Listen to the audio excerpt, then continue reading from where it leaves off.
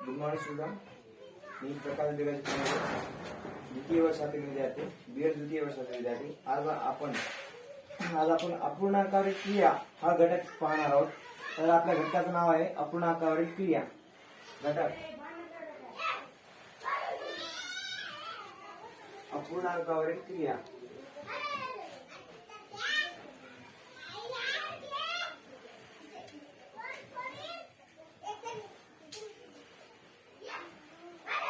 तर आपल्या आजच्या पाठाचं नाव आहे अपूर्णांकावरील क्रिया.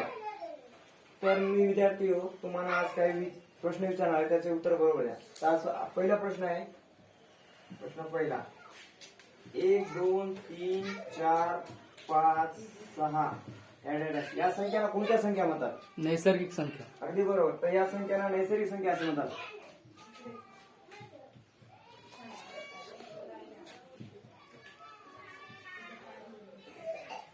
प्रश्न दुसरा, 2 4 6 8 10 या संख्यांना कोणत्या संख्या म्हणतात? समसंख्या. अगदी बरोबर. या संख्यांना समसंख्या असे म्हणतात. आणि क्वेश्चन थर्ड, 3 5 7 8 7 9 या संख्यांना कोणत्या संख्या म्हणतात? विषम संख्या. विषम संख्या. विषम संख्या.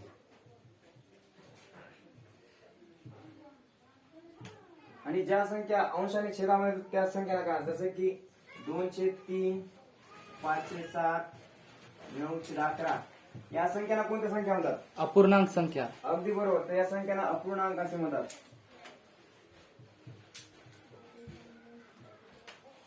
तर आज आपण अपूर्णांकावरील क्रिया हा घटक पाहणार आहोत. त्यामधील अपूर्णांकावरील क्रिया म्हणजेच बेरीज, वजाबाकी, गुणाकार, भागाकार हे आपण पाहणार आहोत. तर आज सुरुवातीला आपण अपूर्णांकाची बेरीज हा घटक पाहणार आहोत.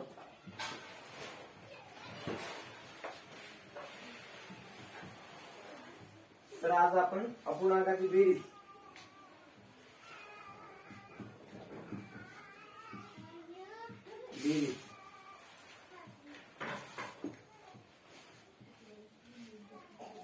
अपूर्णांकाची बेरीज पाहणार आहोत. तर अपूर्णांकाची बेरीज करताना त्याच्या दोन पद्धतीमध्ये विभागले जाते. जेव्हा छेद समान असते ती एक पद्धत, आणि जेव्हा भिन्न छेद असतो ती एक पद्धत. तर सुरुवातीला आपण छेद समान असलेली पद्धत पाहूया. तर पहिली पद्धत आहे छेद समान असताना.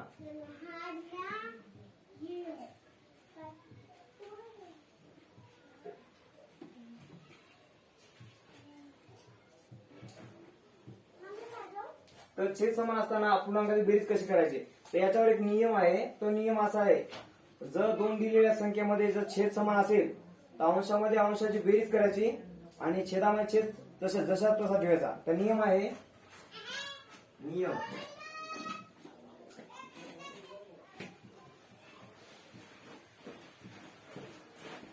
दिलेल्या संख्यामध्ये छेद समान असल्यास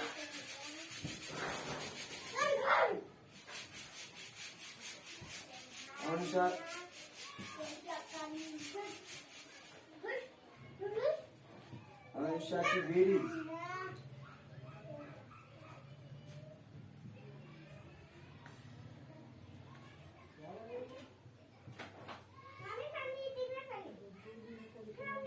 व छेदात छेद जशाच तसा ठेवला.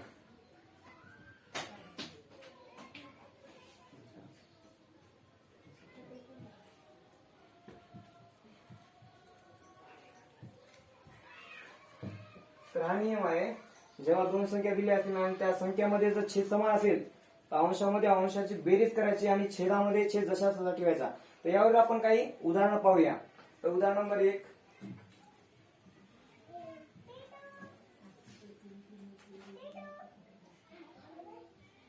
फर्स्ट 2/3 अधिक 1/3. जर या उदाहरणात पाहिलं तर दोन्ही संख्येमध्ये 3 हा छेद समान आहे, तर यामध्ये बेरीज कशी करायची, तर यामध्ये अंश दिलेल्या अंशाच्या अंशामध्ये बेरीज करायची आणि छेदामध्ये छेद जशा तसा ठेवायचा. तर याची बेरीज अशी होईल, अशा प्रकारे होईल की 2 अधिक 1 छेदामध्ये 3 छेद जशा तसा 2 अधिक 1 बरोबर 3 छेद 3. हा आणखी एक सांगायचं म्हणलं, जेव्हा अंश आणि छेद समान असो त्याचं उत्तर काय तर 1 येतं.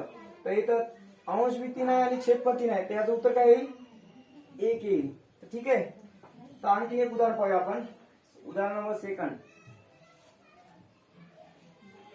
4/5 अधिक 3/5. दिलेल्या उदाहरणामध्ये दोन्ही संख्येचा छेद 5 आहे, म्हणजे छेद काय आहे समान आहे. तर यामध्ये काय होईल, अंशामध्ये अंशाची बेरीज होईल आणि छेदामध्ये छेद जशा तसा म्हणजे 5 राहील. तर ठीक आहे, याची बेरीज करूया आपण. 4 अधिक 3 छेदामध्ये छेद जशा तसा 5. 4 आणि 3 7 7/5 म्हणजे उत्तर काय आलं 7/5. तर ही झाली छेद समान असताना अपूर्णांकाची बेरीज. तर आता आपण पाहूया छेद भिन्न असताना अपूर्णांकाची बेरीज.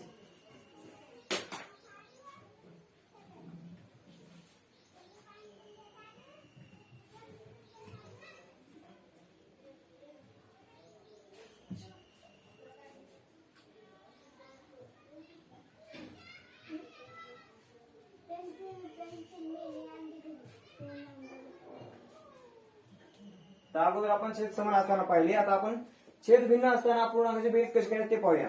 तर याचं एक उदाहरण घेऊया आपण.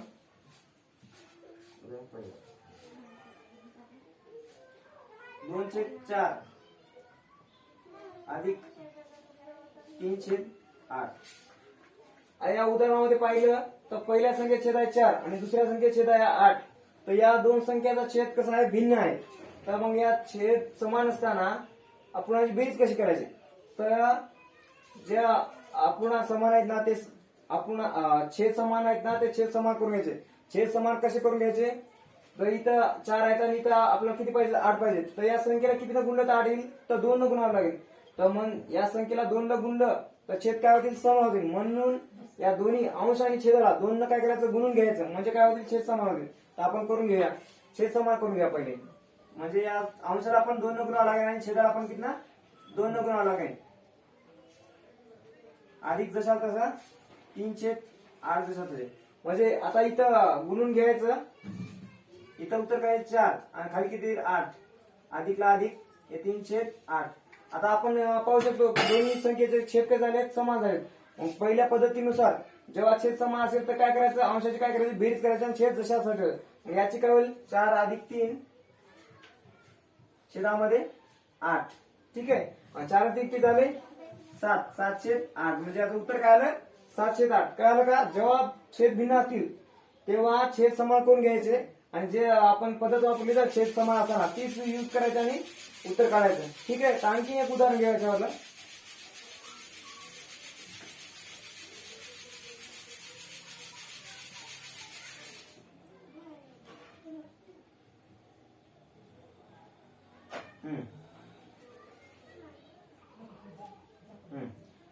हा, तर या उदाहरणामध्ये किती, या पहिल्या संख्येचा छेद आहे 7 आणि दुसऱ्या संख्येचा छेद आहे 21. तर आपल्याला छेद तर भिन्न आहेत. तर आता याची बेरीज कशी करायची, तर छेद समान करून घ्यायचे. हे पहिल्या संख्येचा छेद किती आहे 7 आणि दुसऱ्या संख्येचा छेद आहे 21. जर आपला दोन्हीचा छेद सारखे करायचे असेल या 7ला किती गुणावं लागेल 3 न गुणावं लागेल.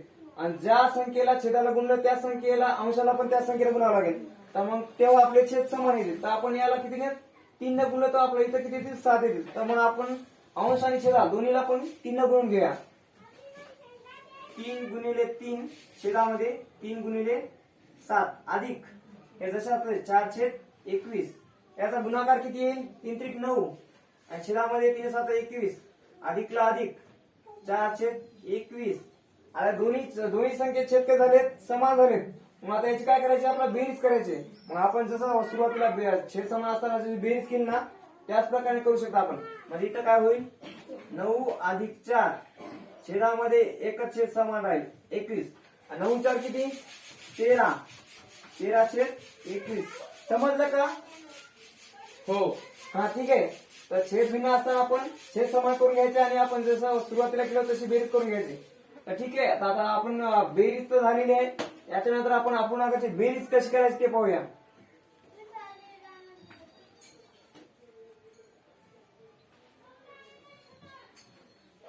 तर आपण आता पाहणार आहोत अपूर्णांकाची वजाबाकी.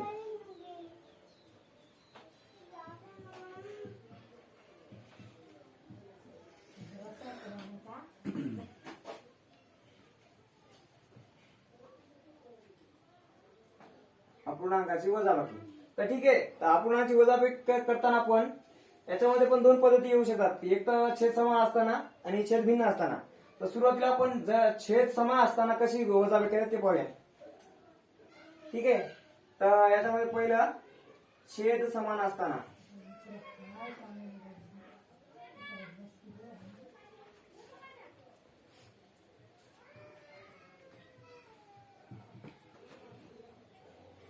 हा, तर ठीक आहे, अपूर्णांकाची वजाबाकी पण कधी जेव्हा छेद समान असतात. याच्यावर एक उदाहरण पाहूया.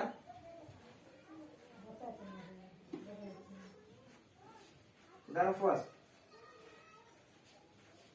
4/3 वजा 2/3. या उदाहरणामध्ये दोन्ही संख्या छेद काय आहे? 3 आहे, म्हणजेच काय आहे? समान आहे. तर जेव्हा छेद समान असतील तेव्हा काय करायचं? अंशामध्ये अंशाची काय होणार? वजाबाकी. आणि छेद कसा राहील? जशात तसा राहील. ठीक आहे, तर 4 वजा 2 छेद जसा तसा 3, म्हणजे 4 तून 2 गेले किती? 2. 2/3 म्हणजे आपलं उत्तर काय आलं? 2/3. तर आणखी एक याच्यावर उदाहरण पाहूया आणि नंतर नेक्स्ट पद्धतीला जाऊया.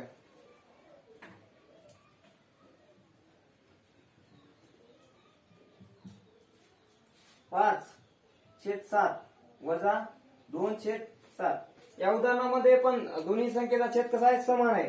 तर मग काय होईल? अंशामध्ये अंशाची काय होईल? वजाबाकी. आणि छेद जसा तसा राहील. तर 5 वजा 2 छेदामध्ये 7. 5 तून 2 गेले 3. 3/7 म्हणजे आपलं उत्तर काय आलं? 3/7. तर दुसरी पद्धत याच्यामध्ये छेद भिन्न असताना कशी वजाबाकी करायची.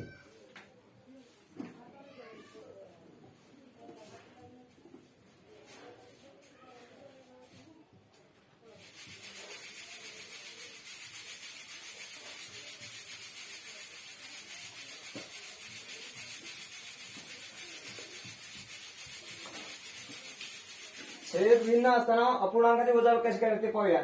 त्याच्यावर एक उदाहरण पाहूया आपण. उदाहरण नंबर फर्स्ट,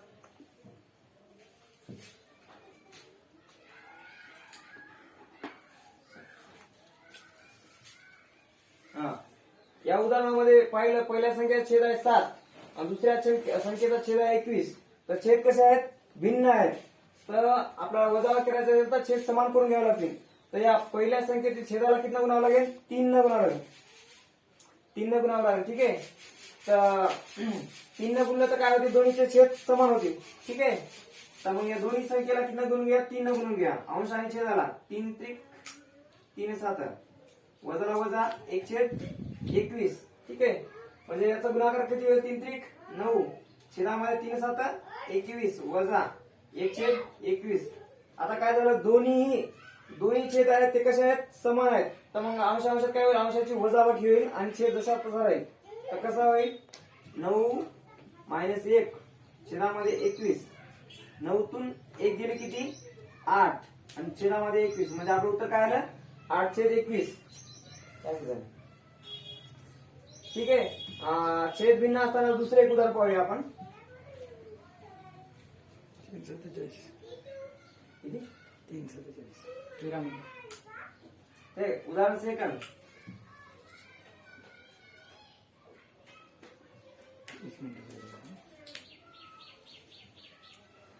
हम्म 4/5 वजा 2/10. या उदाहरणामध्ये पहिल्या संख्येचा छेद आहे 5 आणि दुसऱ्या संख्येचा छेद आहे 10. म्हणजे छेद कसे आहेत? भिन्न आहेत. ठीक आहे, तर छेद कसे भिन्न आहेत तर आपला छेद काय करून घ्यावं लागतील? समान करून घ्यावं लागतील. तर छेद समान करण्यासाठी त्या 5 ला किती न गुणल्यानं 10 येतील? 2 न गुणले तर काय येतील? तर 10 येतील. म्हणजेच काय होतील? छेद समान होतील. ठीक आहे, तर मग आपण या दोन्ही संख्येला अंश आणि छेदाला 2 न गुणून घेऊया.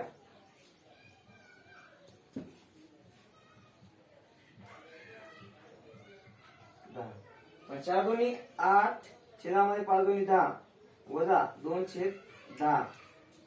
म्हणजे याचं कसं येईल? 8 वजा 2 छेदामध्ये 10. 8 तून 2 गेले 6/10 म्हणजे उत्तर किती येईल? 6/10. ठीक आहे, तर आपण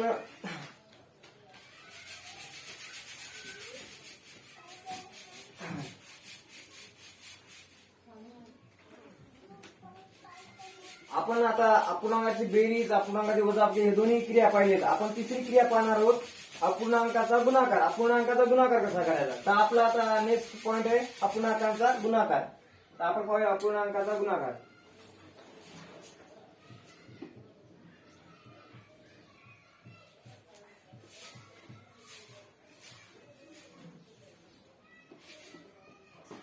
तर अपूर्णांकाचा गुणाकार आपण पाहतो. अपूर्णांकाचा गुणाकार कसा करायचा, जेव्हा दोन संख्या दिल्या आहेत, समजा उदाहरणामध्ये 3/4 गुणिले 2/3, ठीक आहे. तर याच्यामध्ये अंशांशाचा गुणाकार होतो आणि छेदाछेदाचा गुणाकार होतो.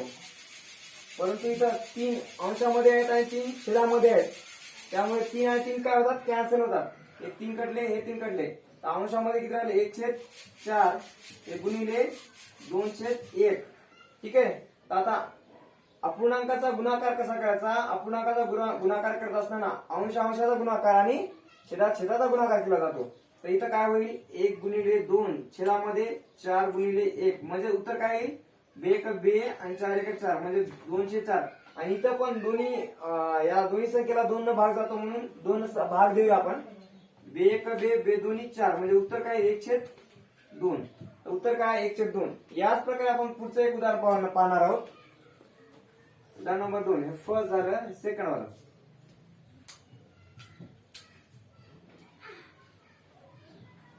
हा, तर आता इथं कसं होणार, इथं हे 3 आहेत आणि 6 आहेत. अंशामध्ये 3 आणि छेदामध्ये 7, यामुळे 3 न 6 ला भाग जातो म्हणून 3 × 1 = 3, 3 × 2 = 6 म्हणजे इथं किती आहे 4/2 गुणिले 1/7, ठीक आहे.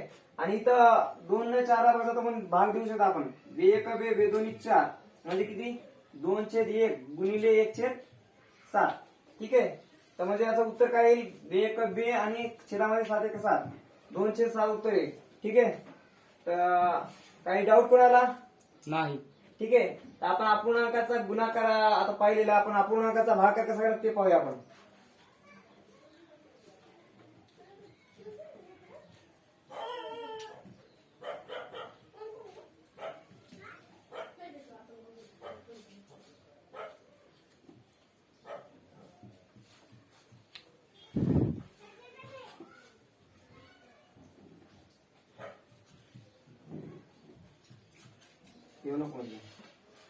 तर आपण आता पाहणार अपूर्णांकाचा भागाकार. अपूर्णांकाचा भागाकार कसा करायचा ते आपण पाहणार आहोत. त्यासाठी एक उदाहरण घेऊया आपण.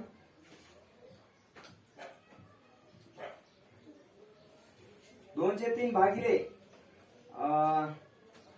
4/7, ठीक आहे. अपूर्णांकाचा भागाकार कसा करायचा, तर जे इथं भागाकार चिन्ह आहे त्या जागी गुणाकार घ्यायचं आणि गुणाकार घेऊन जी सेकंड मध्ये जी संख्या असते त्याचा गुणाकार व्यस्त घ्यायचा. याचा गुणाकार व्यस्त काय आहे 7/4. तर ठीक आहे. तर आपण असं करायचं, पहिली संख्या जसा तशी ठेवायची, भागाकाराचा एक गुणाकार घ्यायचा आणि या जी दुसऱ्या नंबरची जी संख्या आहे तिचं काय घ्यायचं, गुणाकार व्यस्त घ्यायचे. म्हणजे 4/7 ची गुणाकार व्यस्त काय आहे 7/4, मग याची काय घ्यायचे 7/4, ठीक आहे.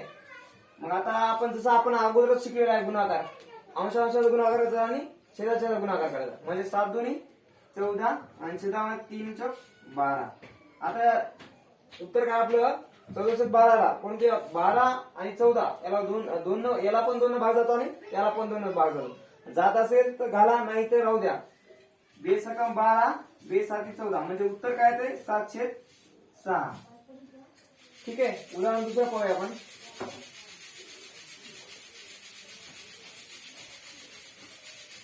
उदाहरण सेकंड पाहूया आपण.